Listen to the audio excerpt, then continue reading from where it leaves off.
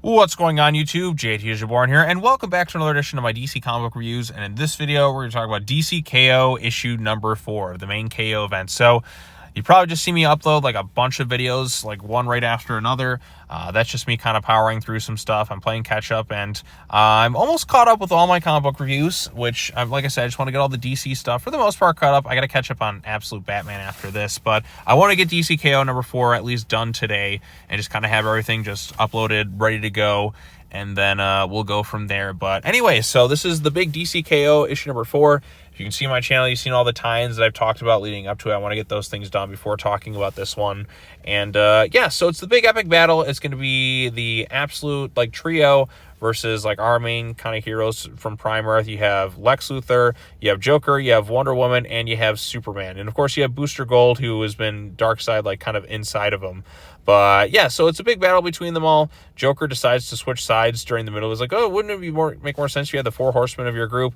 All hope seems to be kind of lost, but if you remember the DC K.O. like night fight issues, Batman was able to kind of get his way back into the tournament in a sense, and he's able to jump in to kind of help, which is pretty cool. So we get the main DC heroes facing off against the Absolute ones, and we get Absolute Batman versus Batman. Now, the Absolute heroes were kind of corrupted by Darkseid, and they're kind of under his influence for this aspect of the tournament, and it's just them kind of fighting. They do eventually kind of break free in some ways. It is pretty fun, awesome, exciting stuff. I haven't read all the Absolute titles. I've only read Absolute Batman so far, but I do intend to cover Absolute.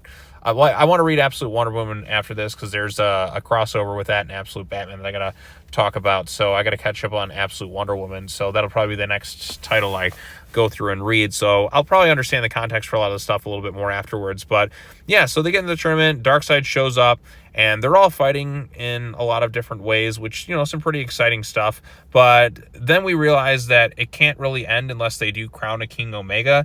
And at that point, you think, okay, Superman has got to be the one who wins this tournament. But no, Lex Luthor does kind of a last minute, well, we can't move on unless there's a winner. And so Lex Luthor takes out Superman, and Lex freaking Luthor is the winner of the DC K.O. tournament. I kind of like that. I was expecting Superman. I felt like it kind of had to be him in a lot of ways, but I think Luthor winning is pretty interesting because he is a fascinating character, and he's both a villain and, well, mostly a villain, but sometimes he acts heroic in that too. I think, you know, for the greater good, having him go up against Darkseid and using his intellect to kind of do his thing. I don't know. There's some interesting aspects at play right there too. And then of course we get some stuff in the flashbacks with like Saturn Girl and Darkseid. And God, the artwork right here looks spectacular. I mean, just look at the size and scope of Darkseid here. He just looks super intimidating with having the world built in his image. And she sees visions of things and that he'd always kind of win. But then there's a tease that maybe the Time Trapper Doomsday is the key to Darkseid's ultimate demise.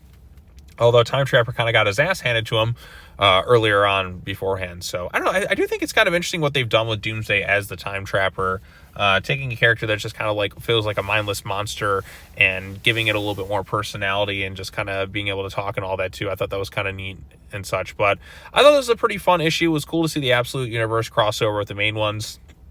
See them fight off against each other. Like Absolute Batman will be able to like utilize his weapons. Absolute Wonder Woman does hers. The main Batman coming in, which, you know, this tournament's just kind of all over the place in terms of its rules anyways. So whoever the win, like having him come back in the tournament after cheating and doing a thing, it just, and Joker switching sides and all that too, it doesn't really make much sense. But at the end of the day, blah, blah, blah, blah, blah, Lex Luthor is your King Omega. He has won the tournament, and now he must face off against Darkseid, which makes me think back to the Justice League animated TV series when Lex Luthor had to kind of make the sacrifice play using the anti-life equation to ultimately defeat Darkseid and was never really seen again.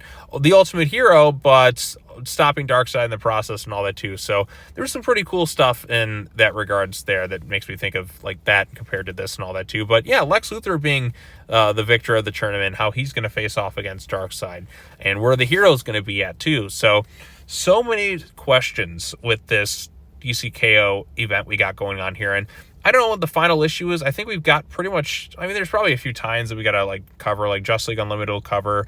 And then you'll have, what was it, Superman, they have this other thing. So a few books still have tie-ins, so we'll have a few more of those issues, and then they'll ultimately lead to the big, huge finale of, you know, DC K.O. I think issue 5 has got to be it. So I think next month DC K.O. is ultimately coming to an end, which I'll be glad, but it's been a fun event overall, I'd say. Like, you really felt the grand epic scale of it from like start to finish with, you know, all this stuff that's they got going on. But I'm ready to kind of go back to reach the end of the event and then kind of go back to just kind of nice, easygoing continuities, storylines to follow. Because again, this event has taken over so many books, and I feel like I've covered so much stuff with it. It's like it's hard for me to keep up. I'm falling behind. I mean, look at how behind I am in a lot of these videos up until like now. So it's a lot to keep up with. So, but now I feel like I'm almost all caught up with things. I think like I said, I just got Absolute Batman I want to catch up with, but all the main DC books are all caught up for the week. Feeling pretty good about that, but I still got a lot of other comic books I got to talk about between now and next week, and then by this weekend I should be all caught up with everything. So that is the main goal for sure. But yeah, if you have any thoughts on DC K.O. issue number 4, what did you think of it? Did you like it? Did you dislike it? What do you think of Lex Luthor being the King Omega? Post your comments down below.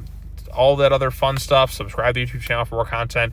Hit that bell for notifications. All our fun stuff. We're all caught up pretty much for the most part now in terms of the DC stuff, and I'm ready to get back to other things soon enough. But got to get this stuff done. Got to get it done. Got to get it done. Got to get it done. That's the most important thing.